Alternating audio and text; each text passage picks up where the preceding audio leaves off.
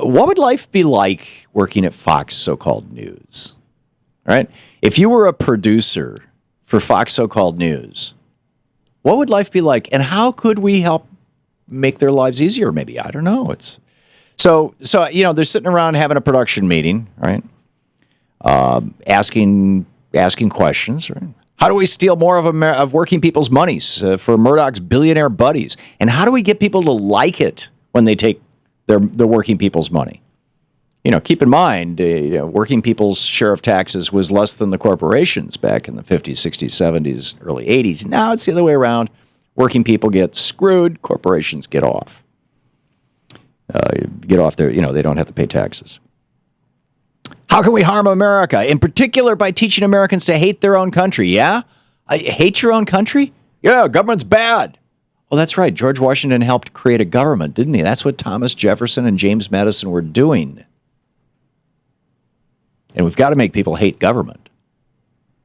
Right?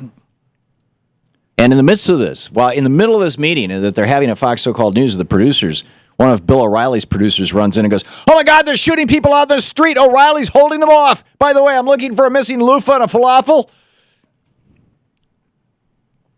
And then they go back to their meeting. Did somebody recharge Steve Ducey's batteries last night? He seems a little sluggish. Somebody else says, "What's on the president's schedule? Maybe there's something we can turn into him doing something wrong. Who's he meeting with?" Somebody else says, "How can we scare our white voters about brown people?" Hey, I have a suggestion.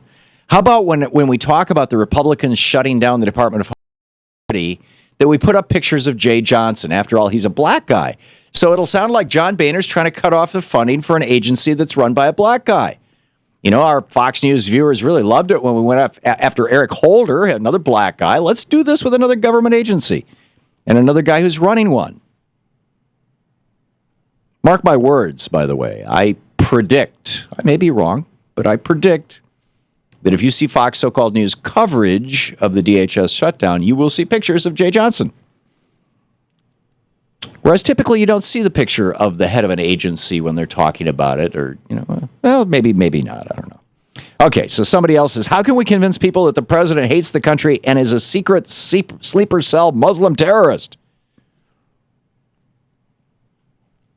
And somebody else comes up with an idea. How can we make money for the really rich people, like the billionaire, Murdoch, and the multimillionaires who work here, Hannity and O'Reilly?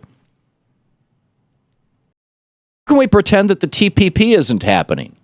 Can't have people know about the so-called free trade deals. After all, those benefit the billionaires. So how can we pretend that that's not happening? And how can we avoid a discussion of the real issues around net neutrality so we can continue to scam our viewers and all our buddies in the cable business can make a fortune by selling tiered internet service? And then somebody else stands up and goes, Obamacare, Benghazi, Fast and Furious, the IRS, oh, the humanity. Okay.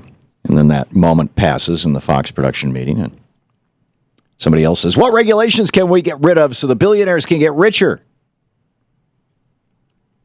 How about the oil and defense industries? There's got to be some regulations we can cut for these guys. Oh, we'll give defense. Oh, we've already done that. They don't have to comply with environmental regulations. The oil industry. Well, did you see this thing? This Patty Murray, by the way. Let me step out of my kind of spoof on Fox and just point out this was in a budget hearing. A congressional hearing. Secretary of the Interior Sally Jewell. She's responsible for our public lands. And Maria Cantwell, the Democrat from Washington, was interviewing her. This is over at the District Sentinel, by the way, districtsentinel.com. And Maria Cantwell says, I want to bring up something that's missing in the budget.